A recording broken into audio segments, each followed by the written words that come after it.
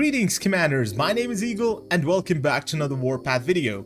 In this video, we're going to be talking about the campaign and we're going to give you 8 tips that if you follow, you're going to be able to cruise through campaign stages and reach the highest possible stage for your current roster of units level. This means that you'll be able to get more rewards and more ammunition and more goodies to upgrade your units furthermore and take them to the next level. Of course, these tips are strategy based, which means that you can follow them either in the early game or even in the later stages of the game, depending on which stage you are currently in, and they will be effective either way. So stick around to know more about them. The higher that your campaign stage is, that means the more experience you'll be getting around the hour. But it's not only that, because you'll also be getting ammunition that you can use in the store to buy actual ammunition for your ground units and air force. Additionally, you can buy components for parts or even additional experience, or even their parts themselves.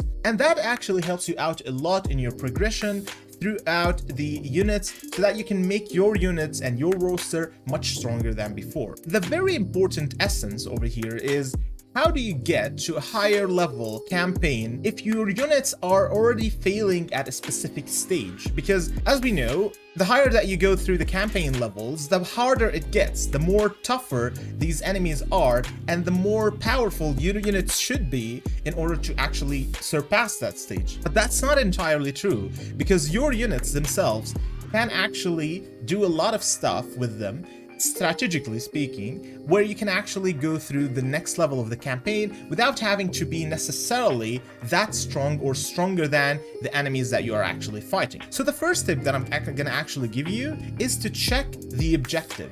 The objective of each mission is very important. So for example, this objective is over here is to destroy or Raven ground force, which means that we have to take out the whole enemy roster that is in front of us. Now, when it comes to these objectives, you have to do a lot of strategic things in order to take down these rosters. But sometimes the objective is just to take down a structure that is on the map. And those kind of objectives are a lot present in the first 5 chapters of the campaign, because a lot of these missions are interactive and want you to kind of get the gist of how to play the campaign. So sometimes it requires you to capture a specific area or destroy a specific building.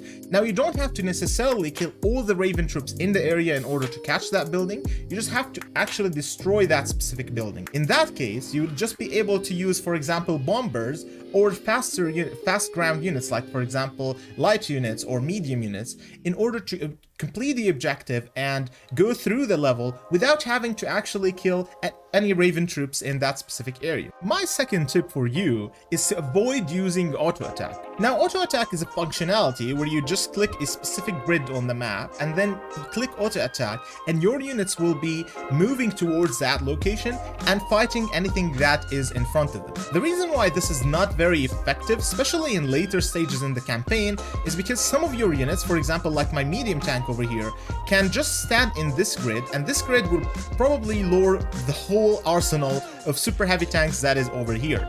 And that is very bad, because if I'm fighting all these super heavy tanks all together, then I probably lose this stage and not be able to progress to the next stage. And that is not the objective. That the objective is actually to win this stage and try to fight these units one by one rather than having to fight a whole army all at once. So try to avoid using auto attack, and if you want to use it, then use it on a short distance. For example, this area over here. So if I use auto attack just over here, my units will be able to attack the first 3 without having to provoke more units or even these super heavies that are all the way back there. As you can see, my medium units stopped over there, and this is exactly what is needed.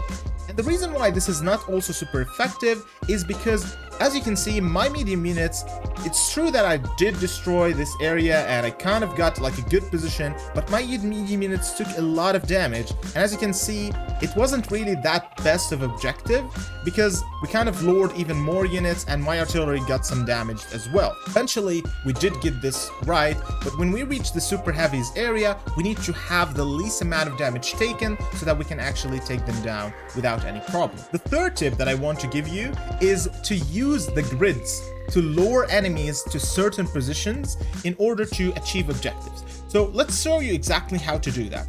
So for example, I know that my artilleries are kind of fired up. So if I use, for example, this grid over here, and then go back, then my artillery will immediately fire to them without having to wait on a timer. And I can even move my medium units back so that they can fight my whole arsenal without having to actually lose that much HP. In this specific example, I was a little bit slow and I didn't move them back immediately, but what I should have done is move them back immediately and use my super heavies to lure instead of my mediums. This way, once the other units come, they will try to attack my super heavies while my artilleries are actually fired up, and they will start firing at them before these units actually reach the area and start attacking my super heavies. So this is a very well-known strategy, and it's actually a solid one for you guys to try out. So my fourth tip is going to be talking about counter units. And as you know, there are different units in the game that counter each other. So for example, super heavies are countered by STGs, and this is why I have one in my arsenal right now. Additionally, we have mediums over here, so they are countered by different units and so on. So make sure to scan kind of which stage that you're going and see what type of units that you will be encountering in that specific stage, and based on that, change your roster accordingly so that you can counter these units better and deal more damage as well. Initially, you would need to have two things. You would need to have a back line and a front line. So you would need to have units that are like kind of have high sustainability, for example, super heavies, infantries, or heavies. And you would also need to have damage dealers like tank hunters, any artillery unit, or even medium tanks as well. Medium tanks are very balanced units, are well-rounded units. They are very fast, and pretty much I like to use them everywhere because they are really functional, especially when it comes to arena or the campaign as well. So counter unit strategy is very important. Try to scan the campaign before you go through it, and then change your units accordingly so that you can win better. Following up on my previous points, in order to change your units in the most effective manner, you can use the restoration functionality in the disassembly plan, and this way you would be able to change a unit type without having to actually have a stronger unit type in that manner. So that means you can completely reset a unit's level and then put that specific level at another unit and reach the same amount of level and modifications on that unit without having to do anything, and only this will cost you 20 gold, so it's extremely cheap to do so. And I do this all the time when I want to switch between units and try different strategies if I'm stuck in a specific area. All the previous strategies were focused more on ground troops. Now let's talk about your air force. So as you can see right now, I have two air force units. It's right behind my image over here. So I'm locking Liberty bombers and another type of bombers. Now ideally what you should be using is actually Liberty bombers with either another type of bombers or fighter. And the reason why fighter planes are very effective in like kind of the campaign is because they would be able to maneuver through the like kind of the guns over here, the AA guns, the anti-air guns, and while your bombers are actually doing their job. So let me show you an example. We're going to try this with two bombers, but you will get the idea for exactly the same for the fighter planes. So I'll send my first bomber, which is the lower level over here, and then I would send my Liberty bombers right over here to target this whole section. Now, this is a very good strategy because right now, as you can see, the bombers, the normal like kind of AA weapons are targeting my bombers, but my other ones, which is the Liberty ones, are dealing a lot of damage without having being targeted at all. Now, my Liberty bombers are actually kind of strong right now. They're level 70, and they will be able to take out a lot of these units. So using a decoy unit with your Liberty bombers is very important. And as you can see, we've dealt so much damage and we have just been targeted right now. So immediately once we hit those, I know that this is the return time, so they're going to return right now. But as you can see, we took down one of these units and the rest of them are only one hit each, which means that they won't be dealing any damage and they're almost kind of done. So that is 4 units out of the like kind of out of the arena without having to do anything. And now we can basically send our Liberty bombers once again to fight, for example, in this specific area over here and deal even more damage. It is also worth mentioning that when your bombers are actually done with their target, so for example, they have done kind of finished all the units that they are attacking, your Liberty bombers or any type of bombers will still try to bomb the area even afterwards for a couple of seconds.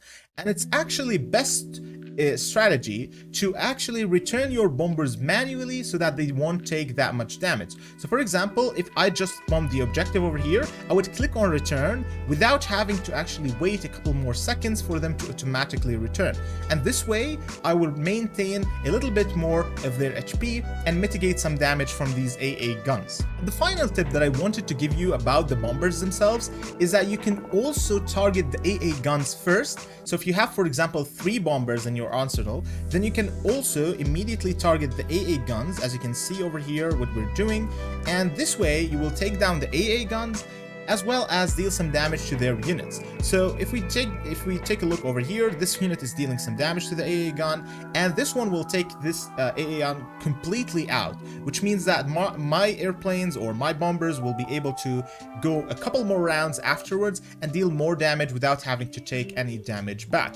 This is a very effective strategy, and I do like to use it as well from time to time, especially if the enemies aren't using any fighter planes in their arsenal, which makes it so much easier to go through the stage. That was it for the campaign strategy and tips. I hope you guys liked them. If you did like them, make sure to throw a like down there, and please consider subscribing to the channel. It will help out a lot in increasing our family. And we have also a Discord down there. We do a lot of giveaways down there, so please join from the link down in the description. Thank you so much for watching, and we'll definitely see you on the next video. Bye bye.